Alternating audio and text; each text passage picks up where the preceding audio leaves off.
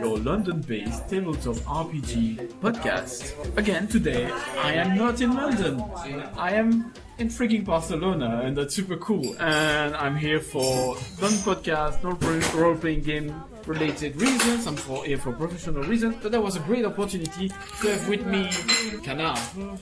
Yeah, more famously known as Kanard. More famously known as Kanard. We don't use real name on the Rolistes podcast. Never, sort of. never. So Kanard, today you work and live in Barcelona, but you used to work and live in London. How did you happen to come to London? Well, that's a long story, as many things. I would say professional opportunities. I work on the video games industry, and London back in the days when I went through like 2004 was definitely the place to be in Europe for video games. And I just took the Eurostar with my luggage and I was there. And 8 years later, I left London with a tear in my eye. So it was London, like it could have been Montreal or Brighton nowadays. It was not a decision on your part to go specifically to London. It was a choice in sense of, I had a good opportunity there, and also I was interested to go abroad, definitely. Would it have been Brighton or something else? I don't think so. I wanted a city big enough so I know what the city is and I know a bit what to expect, because I had already been with people who have been there and I heard about it. Canada would have been a bit too scary, too cold, and you never know, like a moose can attack you on the street, things like that. So I guess it's a bit far from the family, you come from France, not too close, while at the same time it's a bit foreign. I mean, that's my own experience. That was kind of the best of both worlds in terms of... Yeah, and didn't need any visa, like I literally just went with my ID card and my parented passport, and I spent the first 2 weeks sleeping on the same bed as a friend, like each one facing one side to avoid any problematic gaze on each other. 19th century style. Did you enjoy your time in London? Yeah, definitely. I mean, that's how I became I started my professional life in London. I learned about being an adult, making money, having to pay for things, realizing like mom and dad are not there for you anymore, and it's your life now. And overall, London, I think when you start in life, you're young, you have hopes and etc. is a superb city. There's so many things you can do. Sky is the limit, and your ambition is the limit as well. After a few years, you start to see sky is the limit, and also the fact that you only have 24 hours per day. But that's a bit further, and later you realize Zone 1 is the limit, because Zone 1 is just different thing. Not only you went through London, but you went through the Guilde des Rolistes Francophones de Londres. So how did you find those guys and girls? So how did I find the Guild? Actually, I didn't find it myself. Basically, I had a friend from university managed to come to London. I found him a job in my company, so video game, and we were trying to find things to do involve French people, including role-playing. He was also a role player. And Googling at some point, we ended up finding this guild that was just started. Like, I think the guild had like 6 months old, something like that. And I arranged a meeting with them, and after a few weeks, just ended up going somewhere. It was in Notting Hill, I think. Yeah, to a house of a guy to play Cthulhu, some random scenario. And it was a bit scary because I was like a part of London I've never been, people I never know. I didn't know what to expect, and I was a bit like going with my backpack like this area is not the nicest one. Like, oh god, I can't hear anything. Because it was like the Notting Hill / North Kensington border. So because Notting Hill doesn't sound that dangerous. No, but beyond Shepherd's Bush, okay. Which was the end of the word for me. Like I used to live near Shepherd's Bush, and when you come up Holland Road, you arrive at the roundabout, and beyond it's just like the wasteland. And that was going beyond this wasteland, so it was a bit intimidating. But yeah, met people there, and the scenario we did itself was not very good because it didn't leave me a lasting memory. So probably it ended up quite miserable. I remember just involving some Irish guy somewhere in New York, and then deep in the sewer, people getting eaten by giant monsters. So a typical Cthulhu thing, basically. We already talked about typical Cthulhu. It's kind of ongoing theme. Did you play other games that you remember more fondly than? Yeah. I mean, then we did a few scenarios of Cthulhu still, but with the legendary Leah, who was a marvelous person who happened to be also from my hometown in France, Avignon. And interesting how several hundred, almost 1,000 miles apart, coming from the same town, talking about the role-playing shop in Avignon, we made exactly the same comment about the shopkeeper, who's a very nice guy, very passionate, but a bit peculiar and has some interesting, I would say, sentences. Vous voulez un petit sac? Every time you buy something, and everyone who's met that guy once knows that sentence. What's this town you said? Avignon. Avignon. Okay, yeah. I need to check it out. La Vouivre, an interesting place. You'll be surprised. Avignon, for a fairly small town, has actually a fairly decent role-playing game shop. Like it moved, I think, twice, and they went from a computer games shop to a board game / role-playing / magic. And last time I went there, they were quite a lot into Warhammer Battle and all these figurine games. Now probably they went to other stuff because I guess they go with the wind. But it sometimes a bit surprising, but especially compared to London, where I don't find there's that many role-playing games compared to the population. There's Orc's Nest. There's like one shell in Forbidden Planet, and that's it. Yeah, in Belgium, every town pretty much had at least one. My hometown had 3 at a time, which was surprising. And in France, it's a bit the same. There, you always have one shop per city. There's at least one very large and several small ones. I used to go to Marseille quite often, and there's there was La Crypte du Jeu, a quite famous one, and that thing is the size of Forbidden Planet, and it's just for role-playing games. Really? Or maybe not the size. Well, it's still very large, and there used to be like Warhammer Place, a quite large space. But yeah, there were several role-playing shops and very large. That was probably like late 90s, early 2000s. So it was still golden age, or how to say. Well, maybe because we're old, but it feels like the golden age. You had Casus Belli. You had, my hometown again. There were lots of shops. There were 3 of them. So yeah, I don't know. I wonder. Well, I mean, in England, all the actual British people in London, there's quite a few. I mean, not many, but there's still a few people who were born and raised in London. Most of them who had some role-playing experience seem to be in university, inside the university, and as soon as people step out of university, they're just like a flashy thing, like forget everything, and it's not something you play outside of university. Outside you drink. Just. But actually, you raise an interesting point, because I find personally that it's quite difficult to appreciate what the role-playing games communities are like in different countries. I mean, the US, you got quite a lot of podcasts, so maybe you could appreciate it that way. But like for instance Spain, so you live in Barcelona, Spain, the only thing which makes me think that, well, makes me know that people know about role-playing games in Spain was actually a rather terrible movie depicting role-playing games like a source of psychological obsession, and it was really negative for role-playing game. But have you had a chance here in Barcelona to meet with role players? Do you have any idea what they like and what's their favorite games or the way they play? I haven't met, say, close and personal with some of them. Like my office used to be, my previous company's office used to be in the middle of what they call El Triangulo geek, like the geek triangle, which is an area of Barcelona where there's two of the major, say, nerd geek related places. Like one is a giant bookshop that has hundreds and hundreds of comics, like something the scale of Forbidden Planet.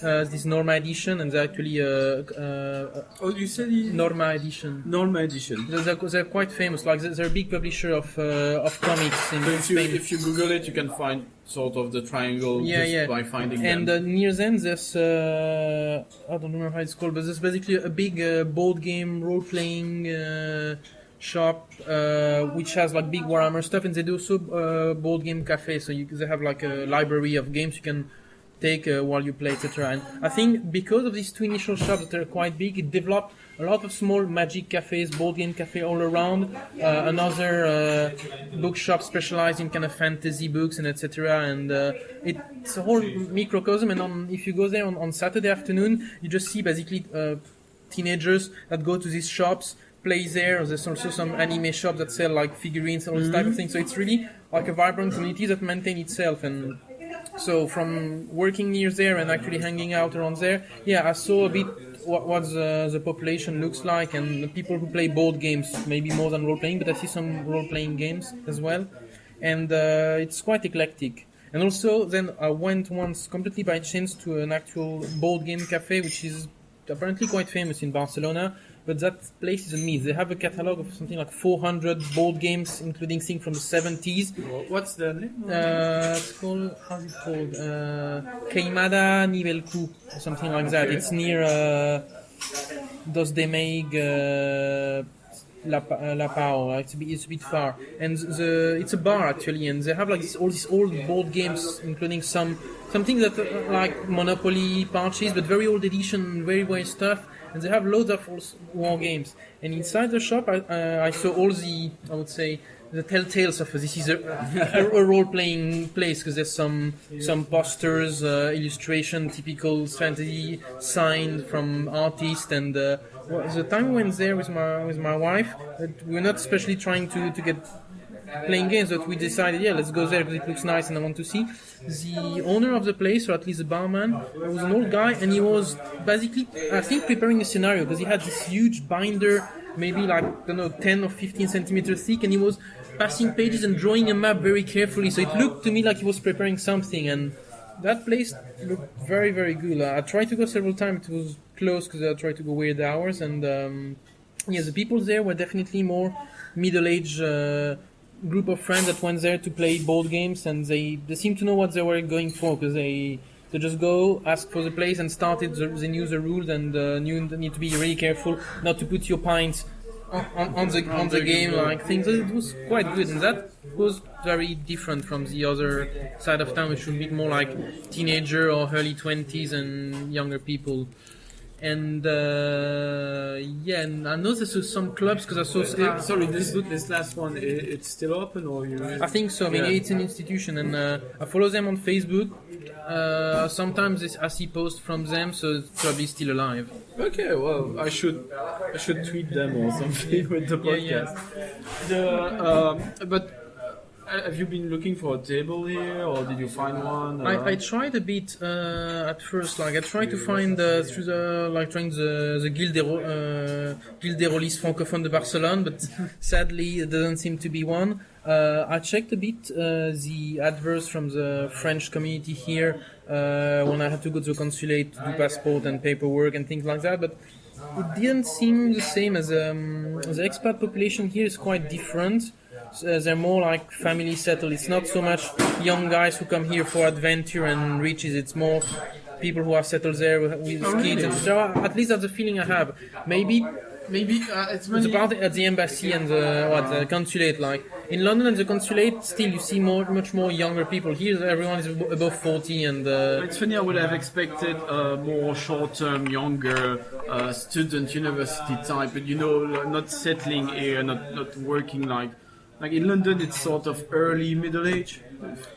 So I would have expected it would be more like people in their 20s, like doing well. Most of the people I knew staying in Barcelona were architecture students in their 20s, doing a year or two at the university, and then they would just do a year and then they would leave. Yeah, but that's the thing. I think because they come really just for study 1 year and not in the plan to stay, they don't bother to register on all the social media. They must spend more year partying and hanging out with the university crowd rather than trying to reconstruct the whole French network as it's happened in London. Like in London, when you see all the group of role-playing friends, most of the people are semi-settled there, like at least for a few years. There's a few that just come for a year and go, but most of us there stay at least 3-4 years or more. And that's usually the breaking point from which you decide to either stay for a couple of decades, maybe, or go back. Marry a Cockney girl and settle there. But buy a shared ownership in South Bermondsey. Sell your soul and a kidney to deposit. But maybe the thing also, I would assume in London, is that French people in London, that's not a new thing. That's something as old as the Huguenots. How did you got into a role-playing game?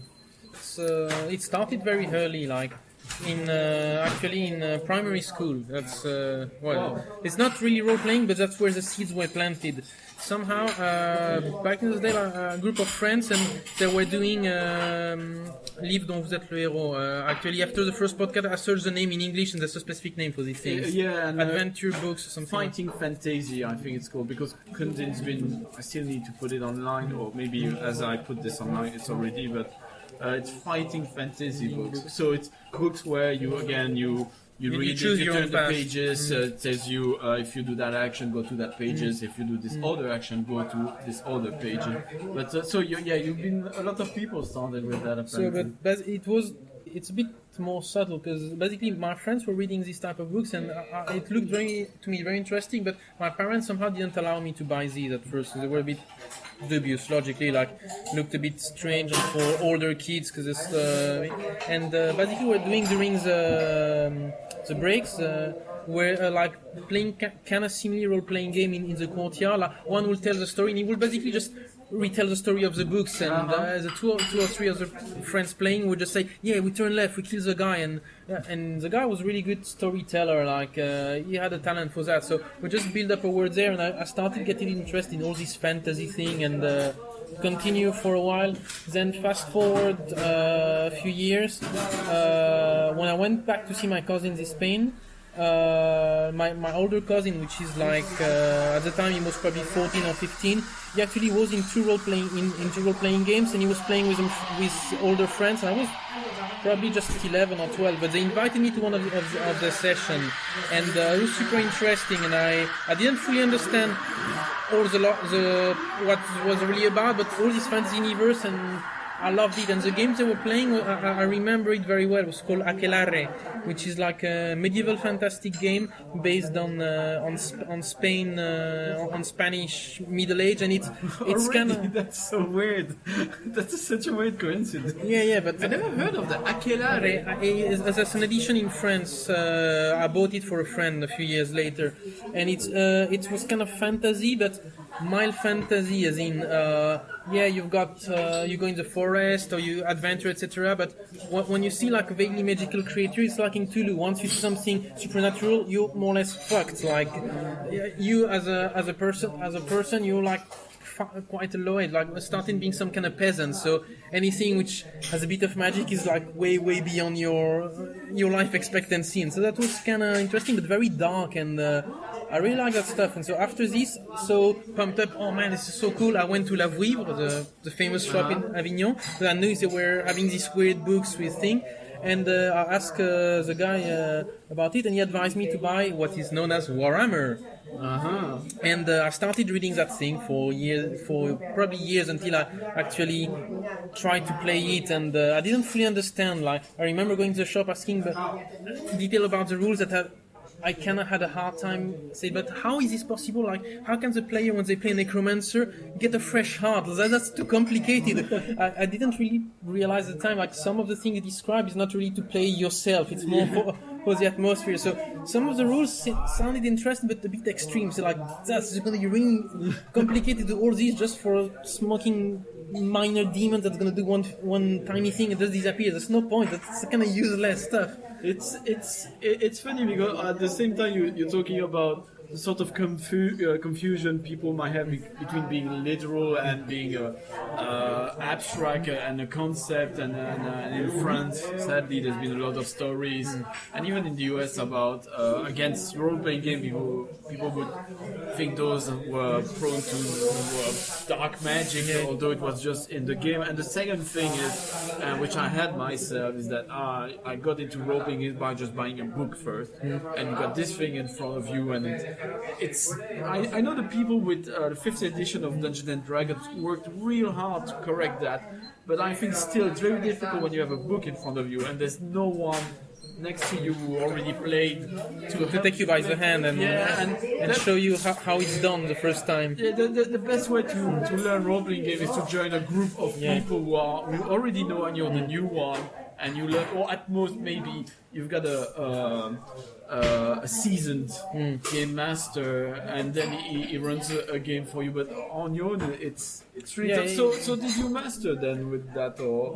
Warhammer, did I master it? Not for a few years, because understanding like the game was really complicated, and not managing to get enough people interested together in the same place, it just drifted away, and I got into the Livres deux héros. At the time I could buy them, so I just devoured not hundreds but tens and tens of them, and already, funny enough, I realize now the first ones, I did them very well, the fights, etc., and after very quickly I realized, I don't care about the fight, but I like the story, the choices, so I just was somehow skipping halfway through the fights to want to know the story, to make the choice, because that was somehow what was interested me, like, leave the story, like the technicalities of the combat. It's not fun when you just have to do it all your elves. I remember these ones, they didn't have even dice, they have like this random table, you just point your pen in the middle and give you the result of the dice, which was an elegant way to save you to buying some weird dices and etc. So that continued for many years, and the first time then I got again into this was probably around high school, like lycée, where some of my friends were actually, some of the new friends I had, they were playing already on their own, and once they brought me to their house, because they lived in country, they had a huge house, so one of them, his parents were out for the weekend, so we ended up like 10 or 12 people there, some crazy, and the whole weekend playing Warhammer by chains, and they were very, very different from what I had seen before, because they were really kind of literal gros bill. Okay, so I think in English it's called Monty Hole. So the idea of gros bill, Monty Hole, is that you take your pleasure to a lesser extent from the story, but by the fact that your character is growing more and more powerful, is getting a bigger and bigger sword with magic powers with it and so on, and you grow in power, so that in French that's what we call gros bill, and I believe what's being called Monty Hole in English. So they were really in the fighting, the combat, but winning all the time. Yeah, that was, and also that's when I realized actually how the system that was the Warhammer system, which I kind of knew, could be perverted massively very quickly, and like, it was a bit a disillusion, showing like you can just basically ignore all the rules but the ones that involve you hitting harder as a goal in life. So that was a bit step back, but at the same time, first time very big group, also realized it's impossible to play 10 people at the same time, like just don't do it ever again. So that was the step, and then the formative year really, where a bit later, one of my friends found in the village just near Avignon a role-playing club that were meeting every Saturday evening, night actually, and somehow that club was like Association 1901, so like a registered a charity. Charity, and they managed to get kind of not really a school, but comme un centre aéré, like activities, youth center, lent by the town hall for every Saturday. So which is probably one of the most common thing where you play, I believe, in France and even Belgium, compared to England, where it's more pubs, I guess. Yeah, and that thing was quite awesome. Was very organized. Like there were probably about, I would say, 20 to 25 people that come every Saturday, and there was 3 or 4 tables. I was hanging out with my friend and his group of people, and we just started building up relation. And at the time, my friend was 18, so he had a car, so we could basically go there and come back as late as we want, because that was one of the key constraints as well. So maybe coming back home at 3-4 a.m. Because usually after we came, we'll just sit in the car for 1 hour just discussing about the game we did and what or what not, or also just about our own relation problems as teenagers, early 20s, struggling with life and girls and all these type of things. That's the best when you used to have time for these long conversations.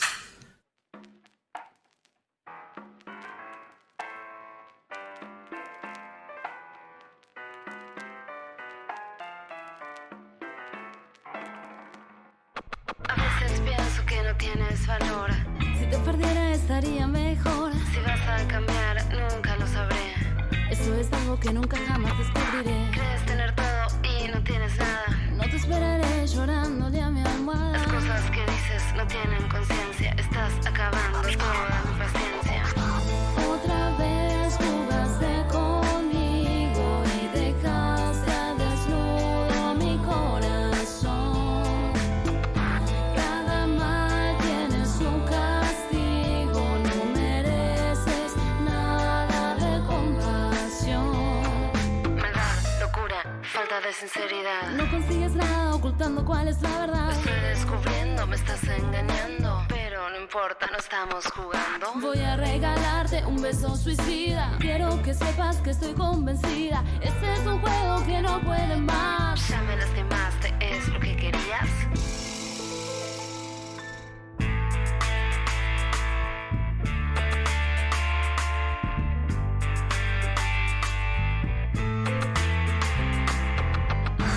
Otra vez jugaste conmigo y dejaste al desnudo mi corazón. Cada mal tiene su castigo. No mereces nada de compasión.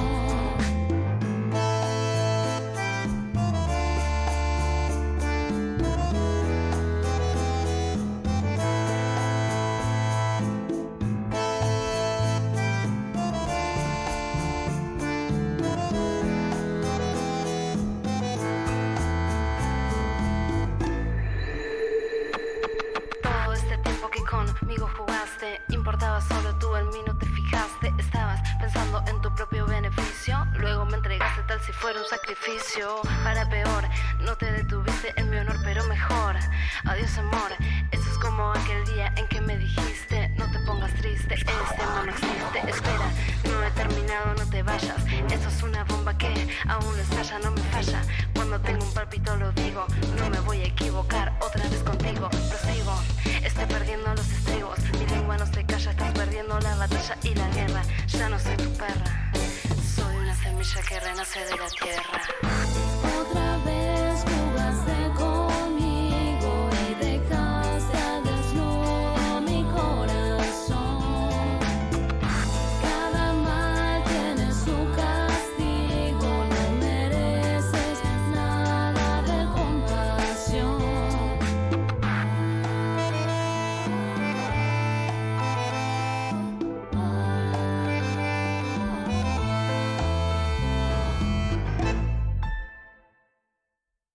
You mentioned Aquelarre. Are you interested in any other Spanish or Catalan role-playing game you may have heard of and you think would be interesting to talk about to the English audience and the French audience? Well, when I went to the local shops here and I browsed a bit, see what was in. I saw all the classic stuff you see, say in France and in UK, all the American games. So quite a few of the French one. On local stuff, I didn't see, aside from Aquelarre, I didn't see anything that I didn't knew. I saw some extensions that looked a bit different from some games, some fantasy stuff, and I don't know if they're weird translation or maybe some kind of semi-official material. But I haven't seen anything like that. I mean, Aquelarre, I would definitely want to go back to it and look at it, because for me, with the year, I've evolved from liking super fantasy stuff to stuff more subtle, or where you don't need somehow dragons and magic sword to do some interesting story. Actually, the mystery and just a tiny bit of reality makes it more interesting, because it's you don't overplay it. And I think Aquelarre and all this mild fantasy stuff are very good, and because they just introduce the unknown, and you can explore the unknown pretending to be like a normal person, not just an elf who sees Hawk for breakfast and kills Troll for dinner. So that's a bit of the issue with Dungeons and Dragons. You're not surprised by anything. No. You're okay. There's a dragon. I'm playing a D&D 5 scenario. Like, I think it's one of the really startup scenarios, and you already meet a dragon. So at one point, nice, but on the other one you're like, dragon, and how do my character play that? Well, he's heard about it, so he's not especially surprised, but... But on the topic, actually, one of my best memories from game is was a game called Guilde Dorado. Which was I actually mastered that one. It was on my university year when we were playing at least once a week, if not twice, and I was mastered regularly on that game, on Warhammer, on other stuff. And that game is kind of medieval-ish thing, but imagine like a version of the conquest of Americas and of the islands, but on a kind of fantasy settings a bit. And essentially, the whole idea of the game is you've got like these 5, it's a nation. Each one is very attuned to an element somehow by chance. And on this world, they kind of battle each other to conquer new land and create new outposts. And they basically, when they battle, some things weird happen because all these nations they have each one their own religion, and there's some magic, but at first it looks mild magic, but the more it goes, the more the magic seems to be happening, and you realize it's not just nations fighting. There's some bigger picture behind the scene, and each land for which they fight each other through intrigue, through cooperating with the local, is actually a closed puzzle where there's one winner and one loser, and the winners and the loser are not always the one you want. And the thing, the very cool stuff is the players, they know what they know as a character, but they don't know even anything about the nation. Like they don't know what the great priests know about their god and about the teaching of their god. So it's really exploring and realizing the big picture. Like, okay, why do we magically decide to invade this land, and we happen to find tribes that are nice to us?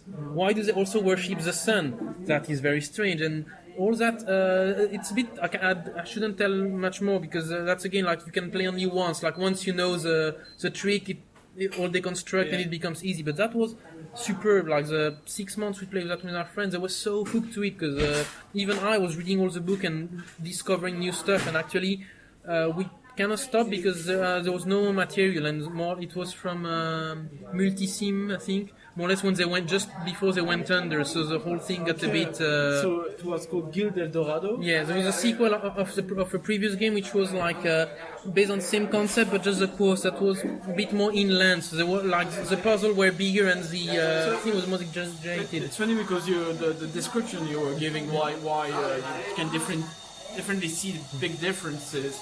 It reminded me of another, I believe, Multisim games, which is Nephilim. Yeah. You've got this idea of you play a character which is amnesiac to some extent and doesn't know all the conspiracies which are going on. It's magical, and you find out what your Arcana is doing. But that twist of Northern America, American continent conquest exploration, that makes it very appealing. I would look to that.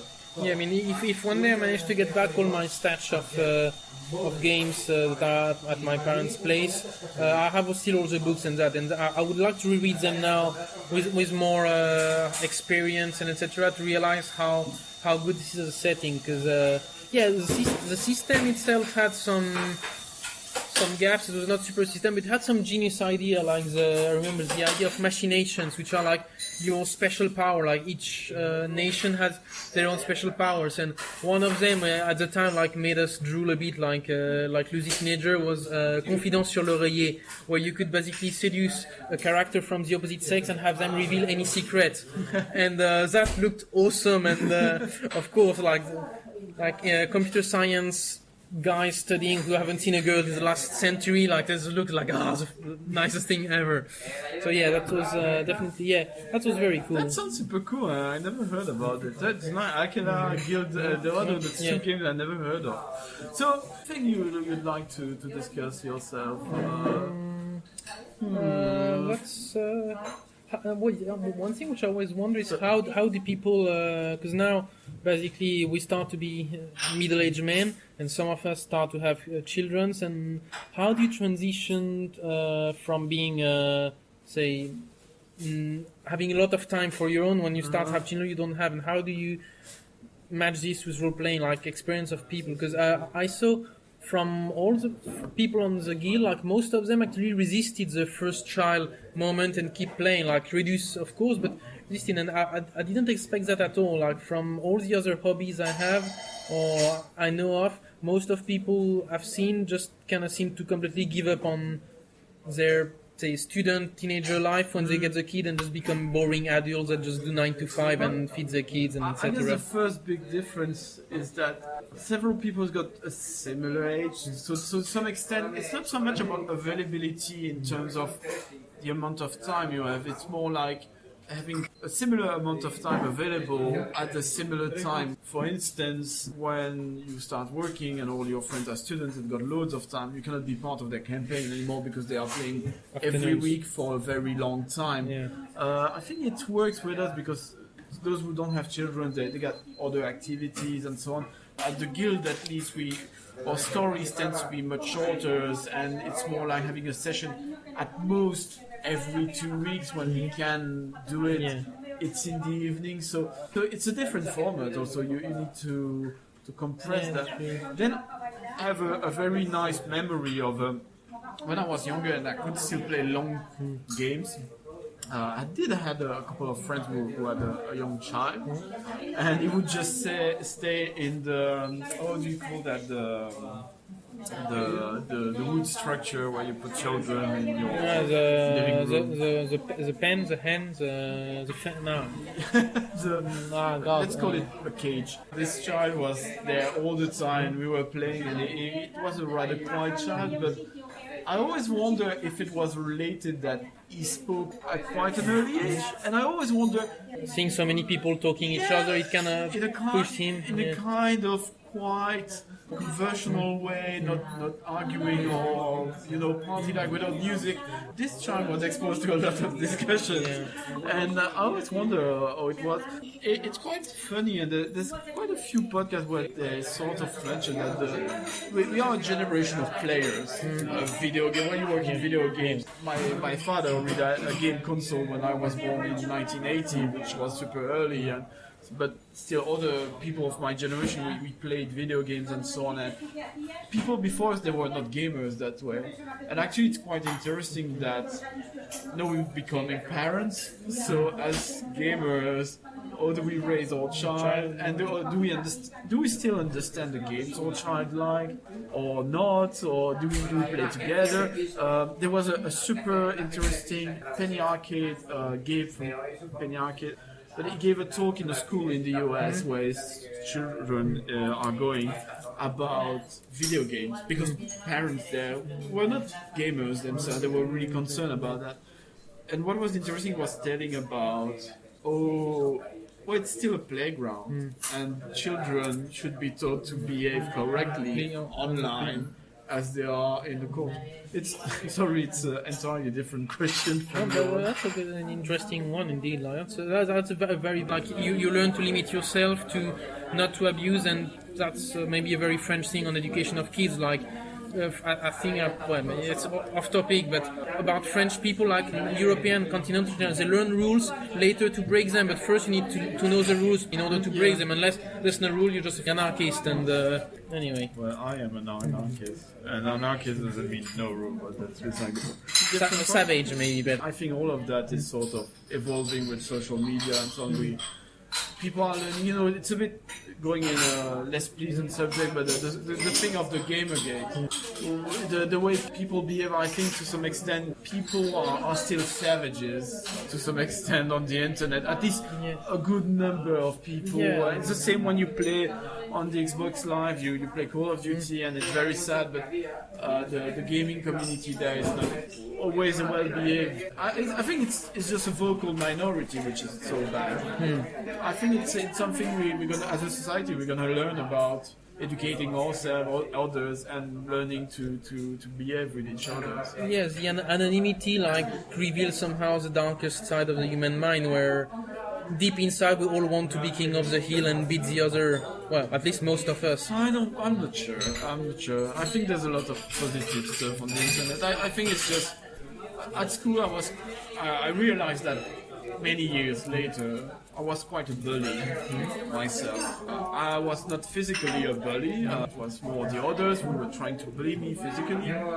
But I would be one verbally, and I was very good at that. At making people Feel miserable just by and protecting myself this way. I think it's not that people are bad. It's a way of dealing with our own insecurities and our own complex, and we think that's the way an efficient way to belong, to be the alpha male or whatever. And I think it's a mistake. And I don't think it's that. I think even those people at the end, they just do that to be part of something bigger, not to be lone wolves. They just do it. They just replicate. sheep mentality a bit. Like. Yeah. I think it's just that. And as you said, anonymity also. There's a lot of stories of people saying stuff to other people on the internet, and then when they are identified and discuss over, people say, "Yeah, I don't know why I said that." I think we just need to realize that at the other end on the keyboard, you have actual people, and it's still very abstract for us. Yeah, but the whole debate, don't know if we want to talk about here, but from being a professional in the industry, and I know every time there's some kind of free text entry areas, there's a lot of concern every time, like, okay, shall we filter it, shall we put an anti-spam, etc., because sometimes it works very well, but most of the time there's a few guys are just going to mess up for everyone and just upset so many people. So companies like Blizzard, etc., they find systems to try to avoid that. That's why in Hearthstone you cannot chat to each other. You just got like preset of emoticons, and that kind of works. As in, people don't insult each other. Yeah, they taunt a bit, but it stays nice and friendly. Yeah, but that's kind of interesting to see. Like at the moment, we still need to put technical barriers because people are still children and they don't know how to behave with each other online. It's quite a challenge. It raises a question of what of my favorite technical challenge of this century is things where you can edit, create characters, animals, whatever. You can draw, and people for some very obscure and old reason, and maybe we all did it to some extent, are just drawing penises. Why penises? Why not vaginas? I don't know. That's a very good question. You know, I'm not gonna spoil it. You have an answer. I had a role-playing game story about this kind of behavior, but some people will recognize themselves if they listen to it. But I won't spoil it for my other gamers. Yeah. Wow, that's deep, man. Super deep. Yeah.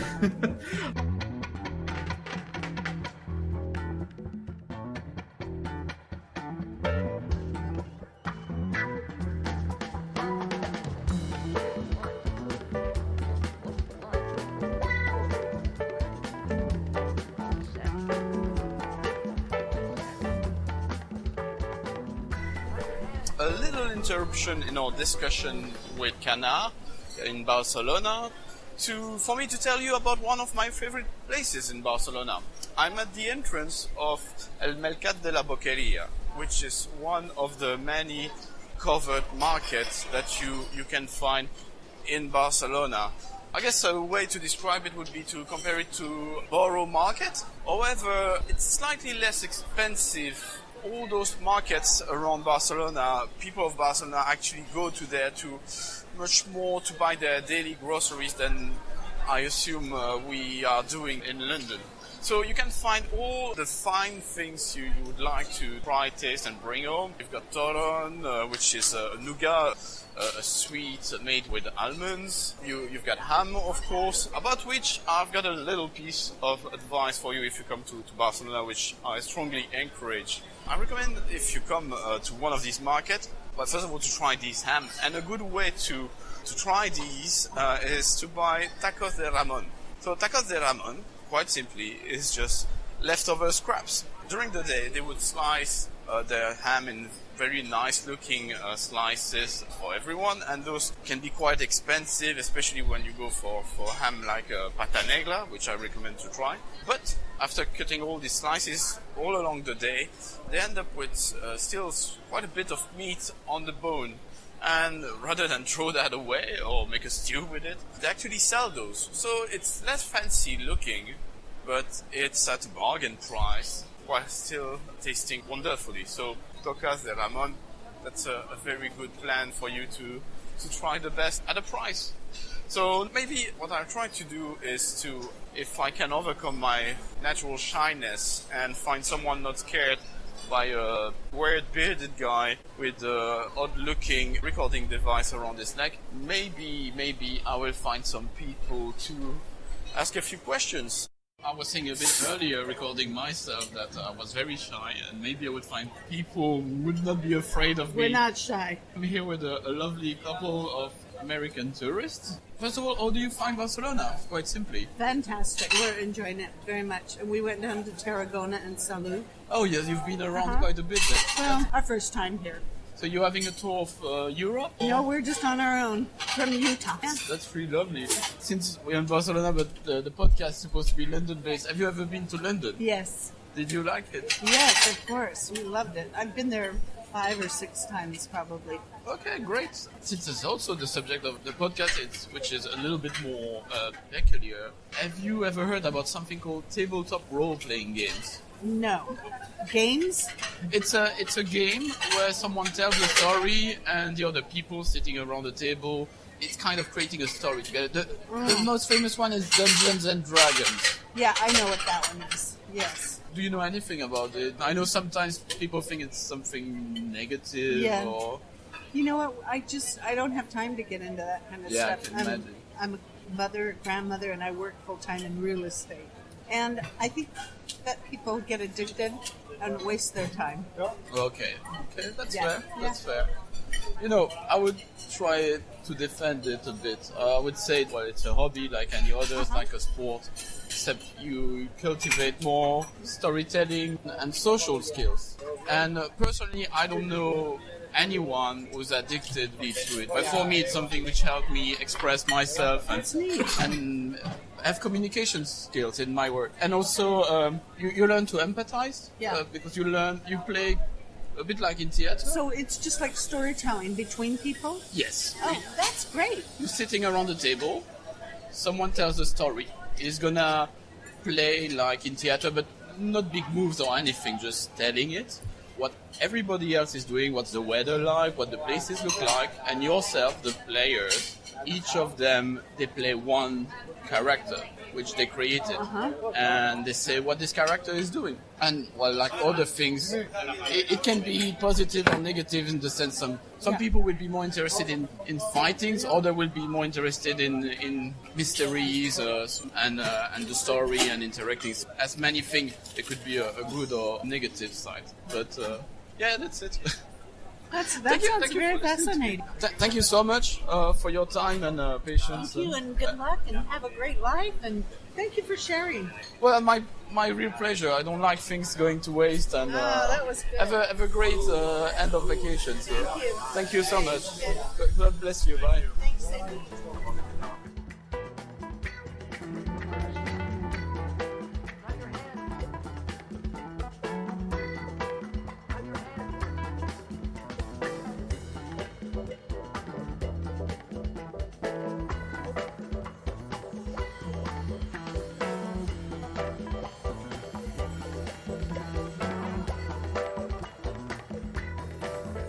Oh, one last question. The role-playing crowd in general and role players are reckoned to be usually creative people. Most of, like, compared to Joe average on the street, like, we can put ourselves in the skin of someone else up to with certain degrees of success, but we can think about someone else. That's empathy. That's not creativity. Yeah, but we can build things in our mind, like visualize things more than what most people can do. Do you think people were somehow good at that before playing role-playing games, so role-playing games made them good at that? Like, what came first? I think like anything like this podcast, I never did a podcast before the first episode, and hopefully by episode 5 it will be much better. You could, there's this idea of talent, people like Mozart or whoever, and I really don't like this idea of predisposition to anything. My personal view on talent is that you've got people who start really liking doing something, and they do it over and over again, and they commit themselves to doing that because they love it, and that's how they become geniuses in that. I don't believe that there's such big impact of your DNA and so on. Role-playing gamers, creative. I know a lot of role players who are sort of creative within the role-playing game, but not necessarily outside.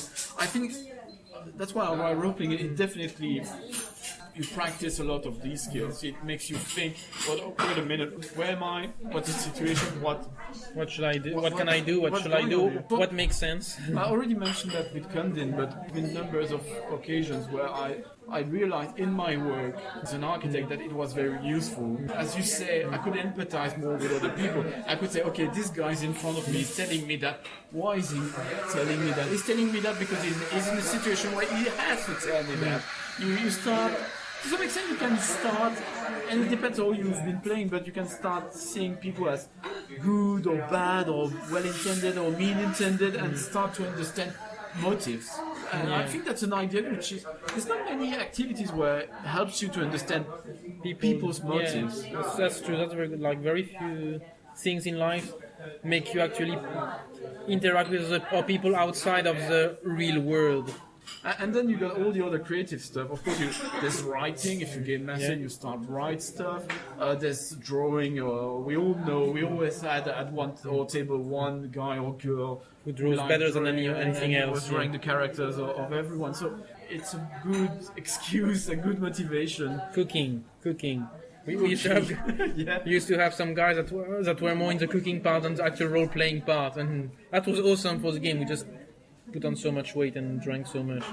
I got into proper food because of role-playing game, because that couple I mentioned, it's called Steph and Mumu, back in Belgium. Steph is an excellent cook. My family's cooking was alright, but then you go to these places and you every Sunday you got this guy who cooks amazing thing. You're like, wait a minute, I could learn that. Man, why didn't do that? I know. Yeah, and Persephile loves cooking, so I posted Madeleine, she cooked on the internet. She's got a blog about food, check it out, Oysters and Milk. To close, I'm going to try one more time, something I tried with others, which was sort of a failure. I'm ripping off Australian podcast, with which they usually close the podcast with, what are you reading, what are you gonna read? And actually it can be movies or even TV shows. So are you into something right now? Yes, I'm on to far too many things from my free time, I would say. I've just started literally 2 days ago. I haven't bought the book yet. I just got the sample from the Kindle. The Three Body Problem. It's kind of sci-fi stuff by a Chinese author. They won Hugo Award, I think, this year or previous year. It's kind of... Maybe it was in London. There was the last Hugo Award. Last year it was in London. Anyway, so I need to check it out. I have to reckon I don't know much about the author, etc. But I just saw while searching random thing, and I downloaded the preview, read like the first 10 pages. It looks fun because it's sci-fi stuff, but it started in communist China. And for those who don't know me, I lived a bit more than a year in Beijing, China. So I'm kind of a bit interested in like China from say early communist time, like the transition and how these lost years where things went to hell way beyond what you could imagine. So that looks quite interesting. So that's my current read. I've just finished the Cemetery of Prague from Umberto Eco, which I loved. Well, it's an Umberto Eco book, so it's roughly always the same story, just change a bit the names. But is it name of the rose Umberto Eco or no? It's Pendule de Foucault. Okay, so it's really basically it's people writing stories, making up and getting caught on their own lines, and the whole thing building around. And the funny and the scary part is most of the material used there is actually historical stuff that has been, say, a bit reassembled to make stuff. But the things you read there are scary. Like there's a lot about anti-Semitism and Hurley, and names I had heard before randomly, like Drummond. How in the end of 19th century people could say such horrible anti-Semitic stuff and have newspaper dedicated to it full time. That was very scary. This was my previous read. Actually, it's kind of leading in what I'm currently not reading but listening, and I'm sort of obsessed with it because I really love it. It's a podcast called You Must Remember This. I'm already a big fan of Casablanca, so that I was already all in for that. It's a woman, which I don't remember the name, sorry. She's revisiting the secret and or forgotten story of Hollywood in the last century. So the last century goes all the way to the 1990s. In 3 days I've been listening to 12 episodes. And I want to set different role-playing games in there. Especially I want to create a scenario set. In one of her episodes, especially she discussed it, the one about Betty Page, a place called the Hollywood Canteen. So during the war, they created this place where soldiers, not officers, just regular soldiers, could go for free, and they were served quite literally by stars. So you would have people like Marlene Dietrich going there several days. Kind of charity for more of the troops, I guess. And they would dance with the troops. And there were both girls and men militaries. It was a place which was non-segregated, which was unheard of at the time. And there's fascinating stories about segregation at the time, and all this place created issues for people. It's just really amazing. The story is about. So if you love Frank Sinatra, Rita Hayworth, Clark Gable, the golden age of Hollywood, basically all these. She's got standalone episodes, and she got several series of episodes which are related. So you got Star Wars. Around the theme and all the people around the specific movie, all the anecdotes that form somehow the movie. The 2 big series she's got, one is Star Wars, which is about movie stars during World War II and how it impacted them, and the second one, which I didn't start it, but I think that it might interest me for a more vampire, White Wolf story. It's about the Charles Manson era, so I believe the late 60s. Yeah, it's really nice. Interesting. And the thing I'm gonna read is I received a new role-playing game. It's called The Moon and the 12 Lotuses. French game. You would not tell by the name, but actually it's a sort of Conan the Barbarian universe, but it's really about being What is good about role-playing game? To see your master driven to tears. among the sheds of this scenario. So that's right. Okay, I think that's my phone is ringing. I need to meet my work colleagues waiting for me somewhere. That was episode, I don't know which number. N+1. Of Rolistes podcast. I was here with Kanard in Barcelona. Thank you so much for taking the time. Well, thank you for giving me the occasion. I heard you a fancy Belgian beer at La Maison Belle, Barcelona, owned by a friend. Please visit. Thanks, guys, for staying tuned, and please send us all your comments through Twitter, Gmail, or WordPress. Make sure to download the music also if you like it on the free music archive. Stay tuned. Bye. Bye.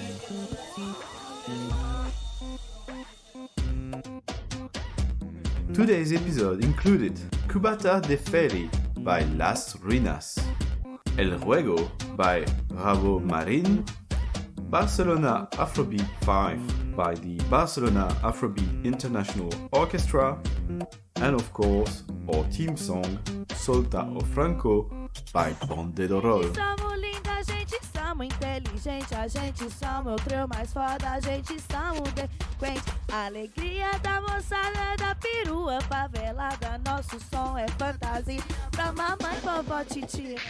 Rolê, rolê, rolê, solta o frango e vem com a gente. Rolê, rolê, rolê, solta o frango e vem com a gente. Nós é tipo bem Jesus, todo mundo a gente ama, ainda mais se for gatinha, rola até levar pra cama.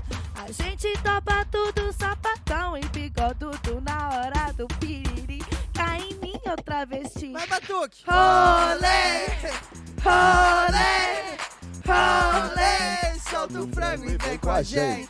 Rolê, rolê, rolê, solta o frango e vem com a gente.